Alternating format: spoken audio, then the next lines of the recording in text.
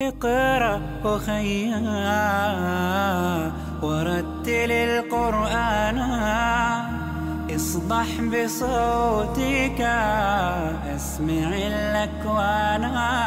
اقرأ أخيا ورتل القرآن اصبح بصوتك اسمع الأكوان. اقرأ كلام الله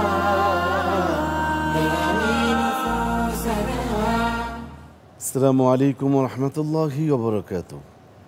নগদ ইসলামিক নিবেদিত তারকা কণ্ঠে আল কোরআন পাওয়ার্ড ভাই স্বপ্নধারা। দর্শক, বিশ্বের যে প্রান্ত থেকে আমাদেরকে দেখছেন সকলকে জানাচ্ছি অনেক অনেক মোবারকবাদ। প্রিয় দর্শক, মাহে রমাদান মাস, আমরা অনেকগুলো মাহে রমাদানের দিন কিন্তু অতিবাহিত করেছি। এক এক করে রমজান কিন্তু আমাদের কাছ থেকে বিদায় হতে চলেছে। আমরা নিজেদেরকে কতটুকুন সংশোধন করতে পেরেছি ভাববার বিষয়। হায়াত কিন্তু আমাদের খুবই সংকীর্ণ, একেবারেই কম। এবং ওয়ালা ইউআখিরুল্লাহু নাফসান ইযা জাআ আজালুহা লা ইস্তাখিরুনা সাআতাও ওয়া লা ইস্তাখিরুন। সুতরাং যে কোনো সময় যখন আমাদের সময় হয়ে যাবে, যে কোনো মুহূর্তে কিন্তু আমরা পৃথিবী ছেড়ে চলে যাব। আমল নামা আমাদের কি জমা হলো, কি পৃথিবীতে থাকা অবস্থায় পাঠাতে পারলাম আখিরাতের সম্বল হিসাবে, সেটা কিন্তু আমাদের এই জগৎ থেকেই, এই পৃথিবী থেকেই কিন্তু অর্জন করে পাঠাতে হবে। দর্শক, প্রতিদিনের ন্যায় আজকেও আপনাদের সম্মুখে আমরা উপস্থিত হয়েছি।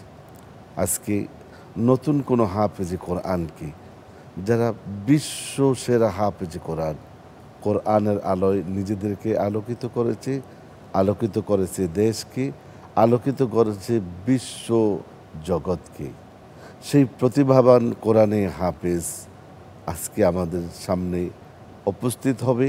আপনাদের সাথে পরিচয় করিয়ে দিব আজকে নতুন একজন হাফেজে কোরআন, যিনি ইতিমধ্যেই বিশ্ব জয় করেছেন। আমাদের অত্যন্ত গর্বের এবং পছন্দের হাফেজ মোহাম্মদ আবু রাইহান।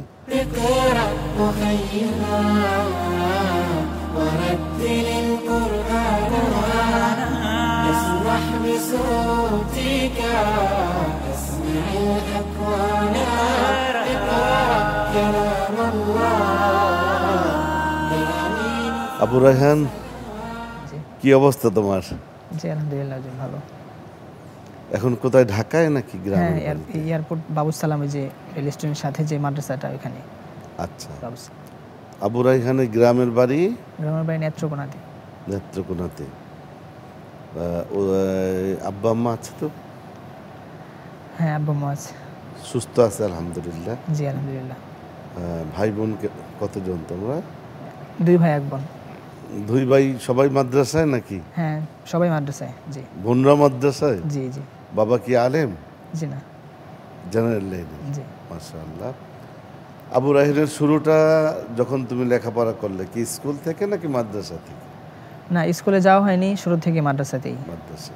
জি। সেটা কি নেত্রকোনার কোনো গ্রামে? হ্যাঁ, গ্রামে মাদ্রাসা থেকে শুরু, তারপরে হিফজটা শুরু হয়েছে আর কি ঢাকাতেই। গ্রামে মক্তবে ছিলে বা নাজারাতে পড়েছিলে গ্রামে? জি। ওই গ্রামের মাদ্রাসার নাম কি? ওটার নাম হচ্ছে নলজোড়া আনোয়ারুল উলুম মাদ্রাসা। ওস্তাদ কি এখনো বেঁচে আছে? জি, ওস্তাদ বেঁচে আছে। মাশাআল্লাহ, আল্লাহ নেক হায়াত বাড়িয়ে দেক। তো সেখানে মক্তব শেষ করে, নাজেরা শেষ করে ঢাকায় চলে আসলাম। জি। ঢাকায় কোন মাদ্রাসায়? বাবুস সালাম। বাবুস সালাম এয়ারপোর্টে হিফজ শুরু করলাম। জি। এখানেই প্রথম নাকি গ্রামে? হ্যাঁ, এখানেই 2 বছর হিফজ, তারপরে 1 বছর শোনানো, তারপরে অল বাংলাদেশে বেফাকে ফার্স্ট। তো হিফজ শুরু করলে বয়স কত ছিল তোমার? তখন একবারে অল্পই ছিল। আমি বয়স যখন 9 তখন আমি হাফেজ হয়ে গেছি। আচ্ছা।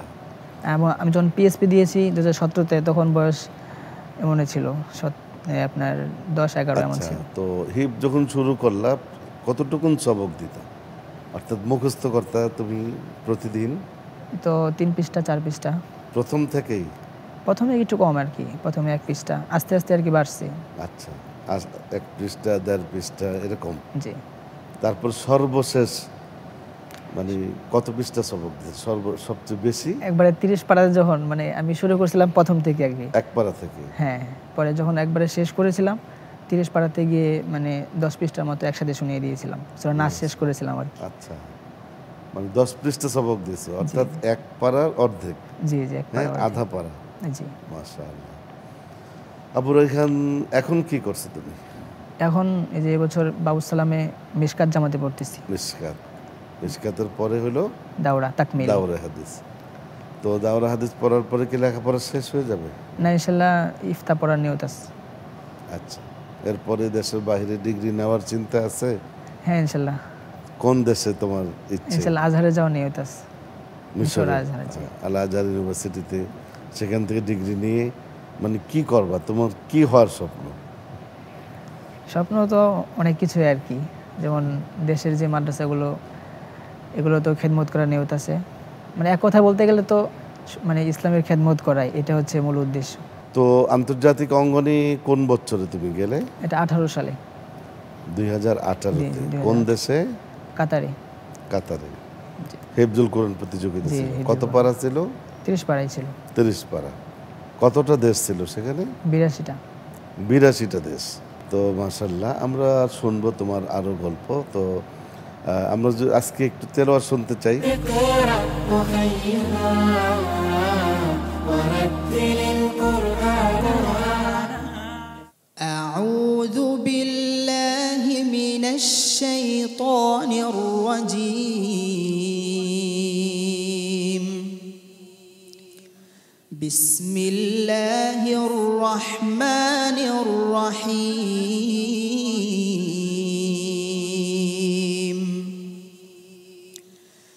يوم تقلب وجوههم في النار يقولون يا ليتنا أطعنا الله يا ليتنا أطعنا الله وأطعنا الرسولا وقالوا ربنا إنا أطعنا سادتنا وكبراءنا فأضلونا السبيلا ربنا آتهم ضعفين من العذاب والعنهم لعنا كبيرا يا أيها الذين آمنوا لا تكونوا كالذين آذوا موسى لا تكونوا كالذين آذوا موسى فبرأه الله مما قالوا وكان عند الله وجيها يا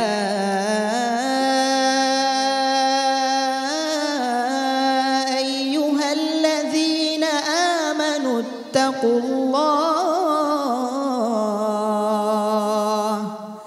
يا أيها الذين آمنوا اتقوا الله وقولوا قولا سديدا يصلح لكم أعمالكم ويغفر لكم ذنوبكم ومن يطع الله ورسوله فقد فاز فوزا عظيما إنا عرضنا الأمانة على السماوات والأرض والجبال فأبين أن يحملنها وأشفقن منها وأشفقن منها وحملها الإنسان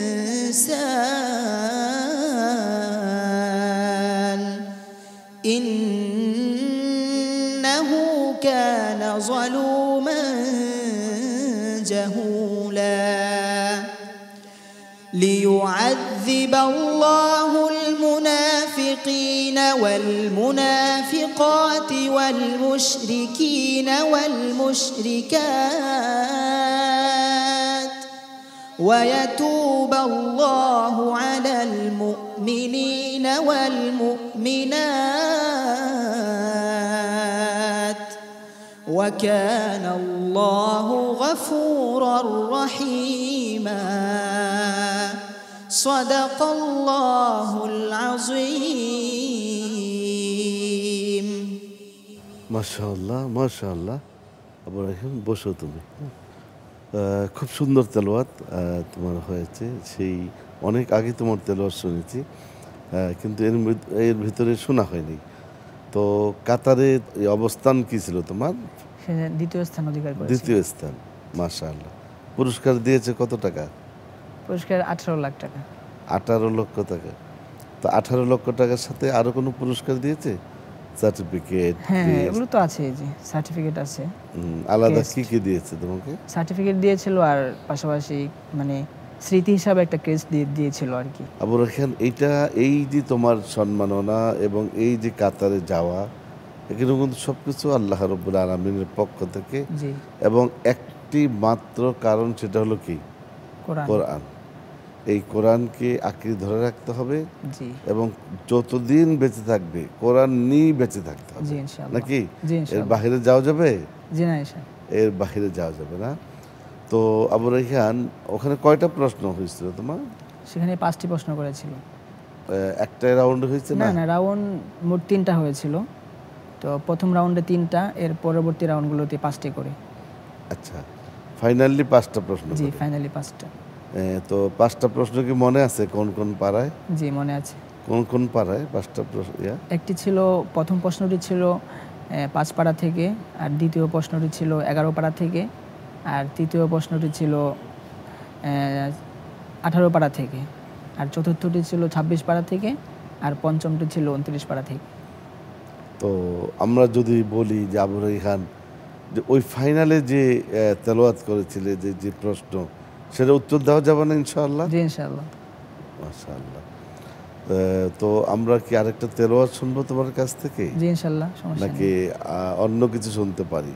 অন্য কি কিছু কোনো প্রতিভা তোমার আছে? আমি তো জানি না। হাম, নাত, ইসলামী সঙ্গীত, কবিতা আবৃত্তি, কোনটা তোমার জানা আছে? নাতে রাসূল মোটামুটি জানা আছে আর কি। নাতে রাসূল জানা আছে। اقرأ وخيرا ورتل القرآن যদি ছোট একটা পাখি হইতাম, যদি ডানা ওয়ালা পাখি হইতাম, একটা উড়াল দিয়া আমি মদিনায় যাইতাম। যদি ছোট একটা পাখি হইতাম, যদি ডানা ওয়ালা পাখি হইতাম, একটা উড়াল দিয়া আমি মদিনায় যাইতাম। হায়রে একটা উড়াল দিয়া আমি মদিনায় যাইতাম। এদিকে সেদিকে ঘুরে বেড়াইতাম মেলিয়া ডানা, যেথায় পড়েছিল নবীর কদমখানা। এদিকে সেদিকে ঘুরে বেড়াইতাম মেলিয়া ডানা, যেথায় পড়েছিল নবীর কদমখানা। চরণ ধুলি চুমু খেতাম, চরণ ধুলি চুমু খেতাম, মাঝে জড়াইতাম আমি, বুকের মাঝে জড়াইতাম। একটা উড়াল দিয়াই আমি মদিনায় যাইতাম। যদি ছোট্ট একটা পাখি হইতাম, যদি ডানা ওয়ালা পাখি হইতাম, একটা উড়াল দিয়াই আমি মদিনায় যাইতাম। মাশাআল্লাহ আবু রায়হান, আবু রায়হান মাশাআল্লাহ। লেখাপড়ার পাশাপাশি সংস্কৃতি চর্চাও আছে তোমার। চমৎকার রসুলের শানে একটি নাতে রসুলও তুমি গাইলে। আমরা তোমার কাছ থেকে আরও বিস্তারিতভাবে জানবো এবং কিছু পরামর্শও থাকবে যারা এখন হেল্পস করতেছে ছাত্রদের জন্য। এখন বাংলাদেশের জেনারেশন যারা আছে, যারা লেখাপড়া করতেছে, তাদের জন্য কোনো নসিহত আছে কিনা? উস্তাদ আমাদেরকে যেভাবে চলতে বলবে আমাদের দিকে সেভাবেই চলতে হবে। উস্তাদের কথা না মানলে তো আর আমরা মানে সামনে আগাতে পারবো না, এই জন্য ওনার কথাও মানতে হবে। তো এক্ষেত্রে আরেকটা বিষয় হচ্ছে মানে মাস্কের যে বিষয়টা, এটা হচ্ছে সফলতার ক্ষেত্রে অনেক বড় একটা বিষয়। যেমন আমরা যখন প্রাথমিক হিফজ পড়েছিলাম তখন আমাদেরকে মাস্কের ব্যাপারে এতটা গুরুত্ব দেওয়া হয়নি। পরবর্তীতে যখন মানে এই বাংলাদেশে আগে তো প্রতিযোগিতার এই ধারাগুলো একটু কম ছিল, যখন বাড়তি ছিল তখন আমার ইচ্ছা ছিল যে মানে এখানে আসার। তো আমি এটার পিছনে খোঁজ লাগালাম যে আসলে এটা কিভাবে সম্ভব, তারা কিভাবে এত সুন্দর করে কোরআন পড়ে। তো দেখলাম যে উস্তাদ তাদেরকে অনেক সময় প্রায় সময় তাদেরকে মাস্ক করায়। এই মাস্কের কারণে দেখা যায় যে আমাদের যে হরফ উচ্চারণগুলো, এবং আমরা যখন হুজুরকে পড়া শোনাই তখন আমাদেরকে হুজুরদেরকে ছাত্রদেরকে আমাদের মানে মাস্ক করাতে হবে, প্রতিটা হরফ তাদেরকে ধরিয়ে দিতে হবে। এবং কি সময়ে সময়ে খাওয়ার আগে, খাওয়ার পরে, আসরের পরে, যখন সুযোগ হয় দিনে মিনিমাম তাদেরকে 1-1.5 ঘন্টা তাদেরকে মাস্ক করাতে হবে। তো এই মাস্কের কারণে এটা কি প্রতিদিন? জি, প্রতিদিনই আমাদেরকে করতে হবে। আচ্ছা। আর তাহাজ্জুদের যে বিষয়টা, এটা তো আছেই। আর আমরা ক্লাসের বাইরে যখন আমরা একটু ফ্রি থাকি, আমাদের ফ্রি সময় থাকে, তখন হাঁটার সময়, খাওয়ার সময়, ঘুমানোর সময় যখন পড়তে পড়তে আমি ঘুমিয়ে যাব, আল্লাহর কোরআন পড়তে পড়তে ঘুমিয়ে গেটা অনেক বড় একটা সৌভাগ্যের বিষয়। আমি অনেক সময় এটা করতাম, মানে মাঝে মাঝে। এই প্র্যাকটিসটা তো তোমার একেবারে হাফেজদের জন্য মৃত্যু পর্যন্ত। জি জি, এটা তো শুধু সফলতা পেয়ে গেলাম আর ভুলে গেলাম বিষয়টা এমন না, তা নয়, সারা জীবনে আমাদেরকে জপতে হবে। মাশাআল্লাহ। তো অনেক চমৎকার বলছিলে। তো তোমার মোটামুটি বাংলাদেশের পড়াও শেষ হয়ে যাচ্ছে আর 1 বা 2 বছর নাকি? জি। তারপরে বাইরের ডিগ্রি নেওয়ারও চিন্তা আছে। জি, ইনশাআল্লাহ। এবং আল আজহারে যাওয়ারও স্বপ্ন তুমি দেখতেছো। আমরা তোমার জন্য দোয়া করি যে আল্লাহ রাব্বুল আলামিন আল আজহার থেকে সর্বোচ্চ ডিগ্রি যাতে তুমি নিতে পারো, এবং দেশের হাল ধরতে হবে। হ্যাঁ, বিভিন্ন সামাজিক কাজ, এবং তোমরা যখন মসজিদে কথা বলবে, তোমরা যখন দেশে এসে কথা বলবে, তখন কোনো মানুষ এটাকে অ্যাকসেপ্ট করবে, গ্রহণ করবে। সুতরাং যেহেতু এই যুগে তোমরা সকল গুণেই গুণান্বিত আমি বলবো, এবং লেখাপড়াটা কিন্তু এখানে অনেক ডেভেলপ হয়েছে আমাদের মাদ্রাসার স্পেশালি। আর কোনো একটা সময় ছিল যে শুধু হাফেজ হইলে আর পড়তো না, আর লেখাপড়া করতো না, চাকরি খুঁজতো, এটা তো সেইটা যাতে না হয়। তোমরা যেখানেই যাবে এবং তোমাদের কাছ থেকে যাতে এই নসিহতটা থাকে যে একজন হাফেজ মানে সফল নয়, একজন হাফেজ হওয়া আলহামদুলিল্লাহ আল্লাহর স্পেশাল রহমত, কিন্তু সাথে সাথে আলেম হতে হবে এবং কোরআনটা বুঝতে হবে, অনুধাবন করতে হবে, কোরআনটা বুঝে মানুষের সামনে উপস্থাপন করতে হবে, মানুষকে দিনের দিকে এগিয়ে আনতে হবে। আমাদেরকে সময় দেওয়ার জন্য স্পেশালি ধন্যবাদ, মা বাবাকে ধন্যবাদ জানাচ্ছি। আর তোমার এলাকায় যখন তুমি যাও নিশ্চয়ই তারা তোমাকে অনেক সম্মান করে নাকি? এই সম্মানটুকুন তোমাকেও ধরে রাখতে হবে, মনে থাকবে।